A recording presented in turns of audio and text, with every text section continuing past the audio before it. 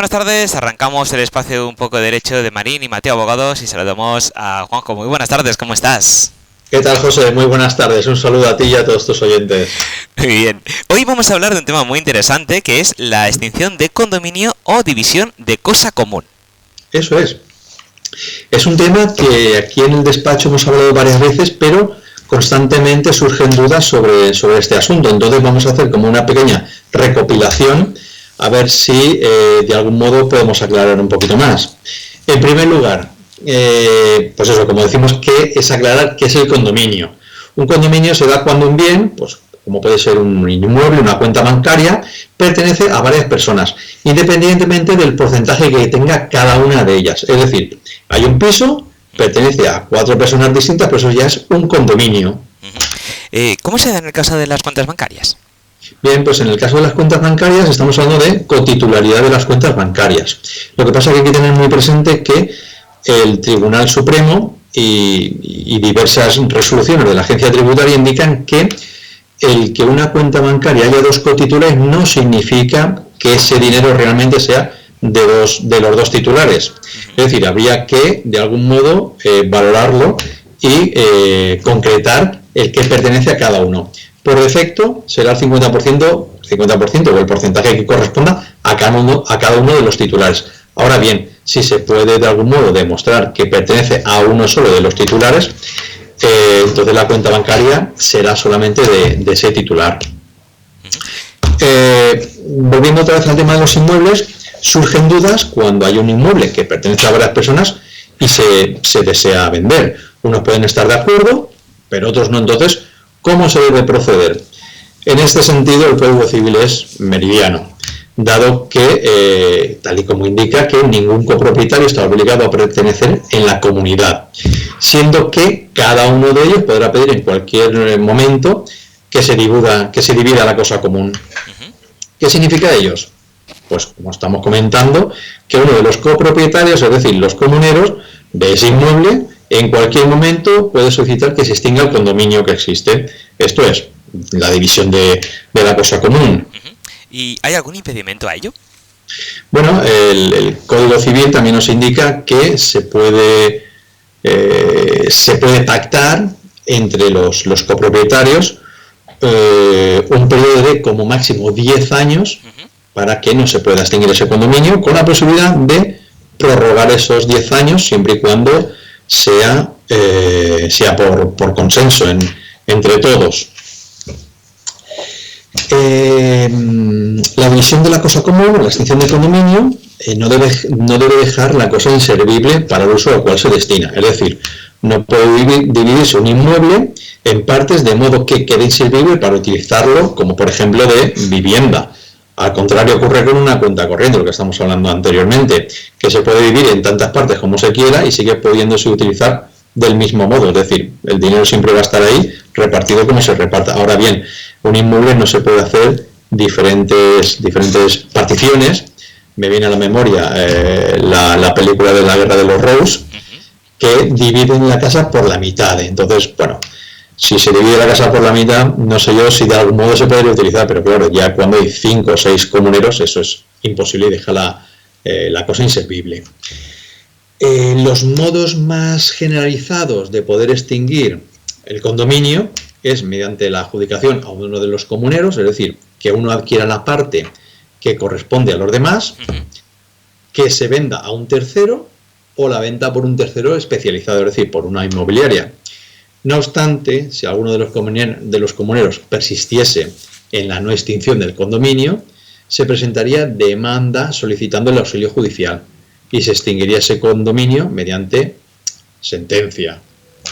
De todas estas formas que hemos comentado, por supuesto, la menos aconsejable es la última, es decir, acudir a los tribunales.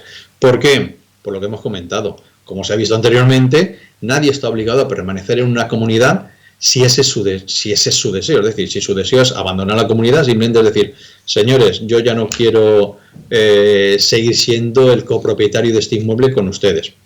Y entonces se tiene que extinguir. El juez lo entenderá de este modo y dictará sentencia a favor del comunero que quiere extinguir ese condominio. ¿Y cómo se realiza judicialmente? ¿Obligan a los que no quieren extinguir? Bien, de algún modo les obligan, y si no se llega al acuerdo, que cuando se solicita los hilos judiciales es evidente que no se ha llegado al acuerdo, lo que hace el juez es dictar sentencia y se subastará ese bien, y lo percibido por la subasta se repartirá. Es importantísimo. Como hemos dicho antes, el Código Civil es muy claro. Artículo 400 del Código Civil. Nadie estará en un condominio, en una copropiedad, si no lo desea. Salvando las distancias es como un divorcio. Hay dos cónyuges y uno de ellos se quiere divorciar y el otro no. Finalmente, ¿qué ocurre? Que se van a divorciar. Pues esto es algo, ya digo, salvando las distancias, pero es algo muy parecido. Estamos en un condominio, yo no quiero persistir en el condominio, o me paguéis mi parte, o os pago vuestra parte, o se vende a un tercero, o se vende por un tercero profesional, en este caso una inmobiliaria, por ejemplo, o iré al juez y le diré, señoría, quiero extinguir este condominio. Y si no se extingue de mutuo acuerdo, pues entonces se subastará públicamente. Todo lo que hemos comentado hasta ahora, hemos dado por hecho que el pleno dominio pertenece a los copropietarios. Pero surge una duda, y es ¿qué ocurre cuando hay un usufructuario? Cuando hay un usufructuario, la división de la cosa común no perjudica el derecho de usufructo. Es decir, que si es un tercero el que adquiere un inmueble, no podría hacer uso de él hasta la extinción del usufructo, por diversas causas, por fallecimiento del usufructuario, por renuncia, etcétera. Si era conocedor el adquirente del inmueble de esta particularidad. Pero si ha actuado de buena fe, podría utilizar ese inmueble, lo cual es bastante improbable que actuando de buena fe no se hubiese dado cuenta que había un usufructo. Ya que mencionas esto, ¿cómo puede haber actuado de buena fe? Bien, pues en este caso se deben seguir las pautas correspondientes para la adquisición de un bien inmueble. En este sentido es importantísimo que se acuda al registro de la propiedad para ver a quién pertenece este inmueble. Es decir, solamente lo van a poder vender los propietarios del inmueble. En este caso, el usufructuario evidentemente podría vender su usufructo, pero como no le va a perjudicar, a lo mejor el usufructuario dice, oye, que a mí me interesa estar aquí mientras viva. Entonces, en este caso concreto, el adquirente del bien inmueble va al registro de la propiedad, solicita una nota simple, que además es público, acudiendo al registro de la propiedad son apenas 4 euros, y si se solicita telemáticamente son aproximadamente 10 euros, y con eso nos evitamos muchos problemas. Ahí constará quiénes son los propietarios, si es en pleno dominio, si es en nula propiedad, que es la otra parte del pleno dominio cuando hay un usufructuario, es decir, hay nudos propietarios y usufructuarios. Entonces, en este caso concreto, habría que ver qué ocurre aquí. Oye, hay un usufructuario, yo no quiero comprar este inmueble, o si compro el inmueble lo compro por mucho menos dinero. ¿Por qué? Porque mientras viva el usufructuario yo no voy a poder hacer uso de él. ¿Y podría un comunero vender únicamente su parte sin contar con el resto? Sí, por supuesto, porque cada comunero es propietario del 100% de lo que le corresponde. Pero ahora surge otra pregunta.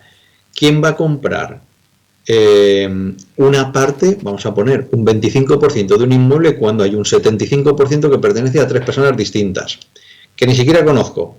Porque normalmente los usufructos se dan pues entre amigos, entre gente conocida, entre parientes, cuando hay una herencia, el condominio. Se dan estos casos.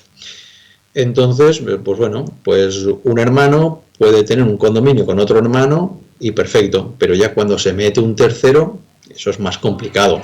Entonces, en este caso concreto, puede un tercero comprar la parte que corresponde a un comunero, pero en este caso concreto, si la parte que le corresponde a este comunero vale 100, por supuestísimo, el comprador le va a dar 20, 25, 30, 40 en el mejor de los casos. ¿Por qué?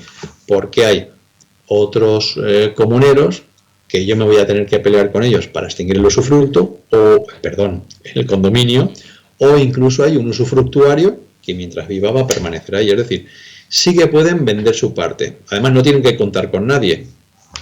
Si alguien es propietario de un 25% de un inmueble y encuentra un comprador, vende su 25%, en el registro de la propiedad constará este adquirente del inmueble como propietario del 25%, pleno dominio, nuda propiedad, como sea, y hasta no tiene que contar en absoluto con el otro 75%, ni muchísimo menos. ¿Y en caso de una persona discapacitada? Muy bien, pues en el caso de una persona discapacitada se puede extinguir el condominio. Ahora bien, se necesitaría, una vez extinto el condominio, se necesitaría aprobación judicial, es decir, el curador, lo que antes era el tutor, pues el curador de una persona discapacitada podría realizar todos los trámites, incluso podría ir a notaría, extinguir el usufructo, pero una vez extinto perdona José, y pido perdón a todos tus oyentes porque estoy con el usufructo, no, condominio.